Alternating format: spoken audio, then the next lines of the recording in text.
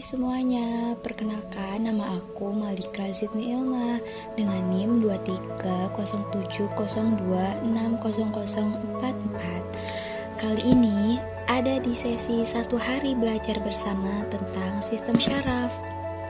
Pertama-tama kita mulai dari strukturnya terlebih dahulu ya.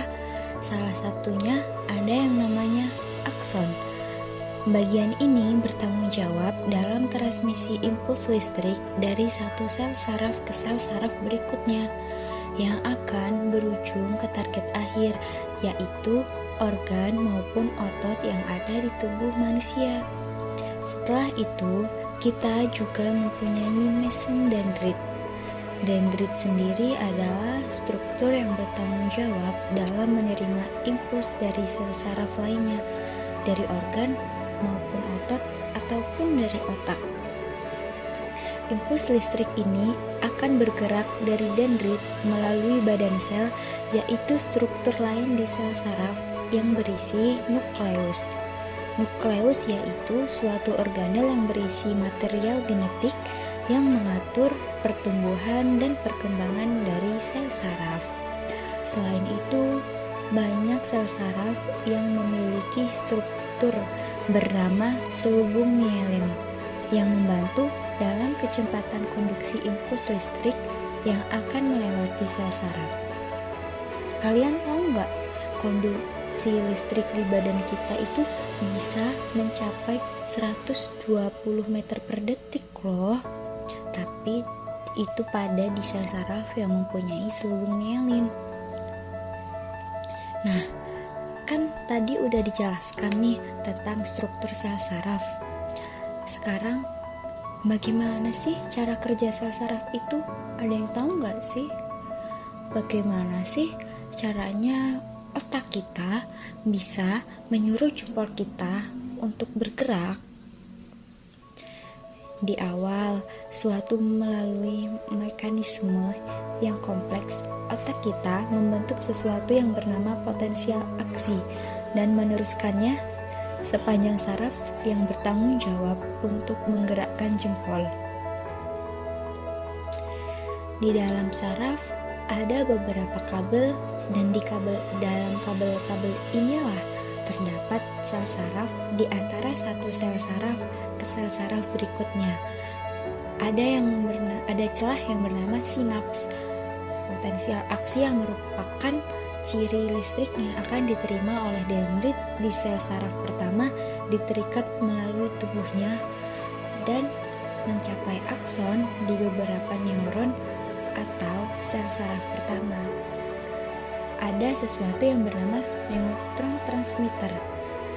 Neutron transmitter itu sendiri yaitu suatu zat kimia yang berperan dalam konduksi listrik dari satu sel saraf ke sel saraf berikutnya. Neutron transmitter akan dilepaskan ke sinap dan menghasilkan satu potensial aksi di sel saraf kedua. Di sini, listrik tersebut akan dioper dari satu sel saraf ke sel saraf berikutnya sampai akhir dari sel saraf.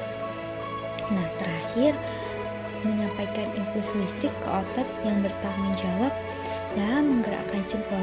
Alhasil, jempol kita pun berhasil digerakkan. Nah, jadi begitu kira-kira bagaimana cara otak kita ini bisa menyuruh jempol kita untuk bergerak. Nah, jadi gimana teman-teman? Sudah jelas belum penjelasannya? Kalau sudah, kita lanjut ya. Kita lanjut ke gangguan sistem syaraf. Nah, gangguan sistem syaraf itu ada meningitis, ensefalitis, epilepsi, dan juga stroke. Kita akan membahas satu persatu, dimulai dari meningitis. Asal katanya dari mening, artinya peradangan, membran otak atau selaput. Meningitis merupakan peradangan yang terjadi pada otak atau sumsum tulang belakang, yaitu di bagian meningis.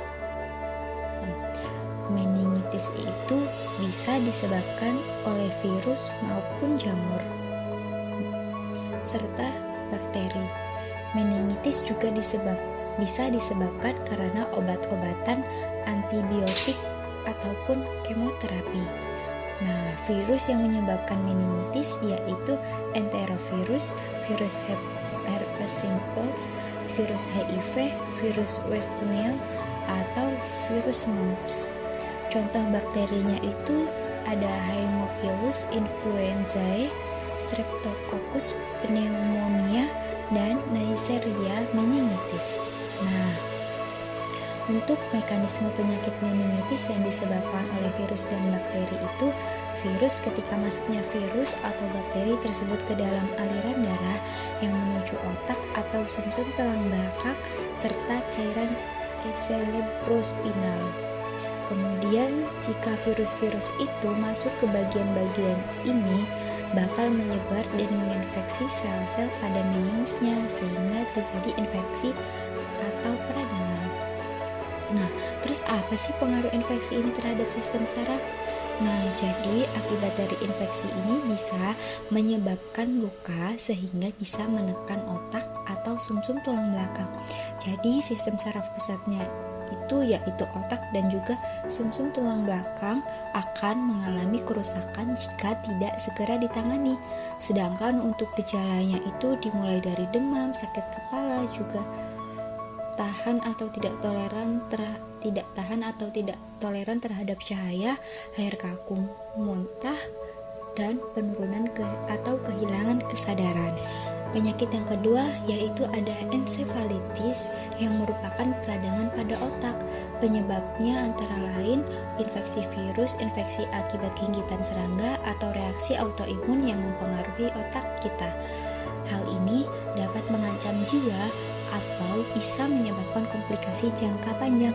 Nah, untuk gejala-gejalanya itu ada kebingungan, kantuk, penurunan kesadaran, masalah memori, mual, dan muntah, serta perubahan kepribadian yang nyata seperti menjadi sangat marah tanpa alasan, kejam, masalah bicara, kelemahan, atau hilangnya gerakan di beberapa bagian tubuh. Penyakit yang ketiga itu ada epilepsi.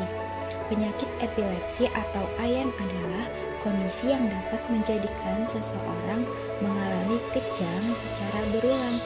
Epilepsi bisa menyerang otak seseorang ketika terjadi kerusakan atau perubahan di dalam otak. Di dalam otak manusia terdapat neuron atau sel-sel saraf yang merupakan bagian dari sistem saraf. Setiap sel saraf saling berkomunikasi menggunakan impuls listrik. Pada kasus epilepsi, kejang terjadi ketika impuls listrik tersebut dihasilkan secara berlebihan sehingga menyebabkan perilaku atau gerakan tubuh yang tidak terkendali.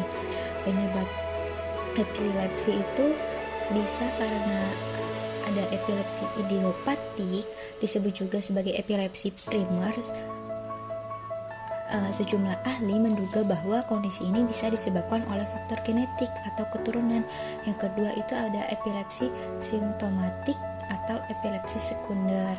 Lalu ada gangguan kekebalan tubuh, gangguan perkembangan. Nah, faktor resiko epilepsi yang pertama itu ada usia, genetik, cedera pada kepala, stroke dan penyakit vaskuler, demensia, riwayat kejang di masa kecil. Yang keempat itu ada stroke. Stroke adalah kondisi ketika pasokan darah ke otak mengalami gangguan atau berkurang akibat penyumbatan atau pecahnya pembuluh darah. Tanpa pasokan darah, otak kita tidak akan mendapatkan asupan oksigen dan nutrisi sehingga sel-sel pada sebagian area otak akan mati. Kondisi ini menyebabkan bagian tubuh yang dikendalikan oleh area otak yang rusak tidak dapat berfungsi dengan baik. Faktor resiko stroke itu ada hipertensi, diabetes, kolesterol listrik, obesitas, penyakit jantung seperti gagal jantung, penyakit jantung bawaan, infeksi jantung, atau aritmia. Lalu ada sleep apnea, lalu pernah mengalami serangan jantung, merokok, kurang olahraga atau aktivitas fisik, konsumsi obat-obatan terlarang, dan kecanduan alkohol. Nah, jadi itulah pelajaran kita hari ini tentang sistem syaraf. Semoga teman-teman bisa paham ya dan bisa bermanfaat untuk kita semua. Sekian dari saya. Apabila ada salah kata atau atau salah dalam pengucapan, saya mohon maaf yang sebesar-besarnya. Wassalamualaikum.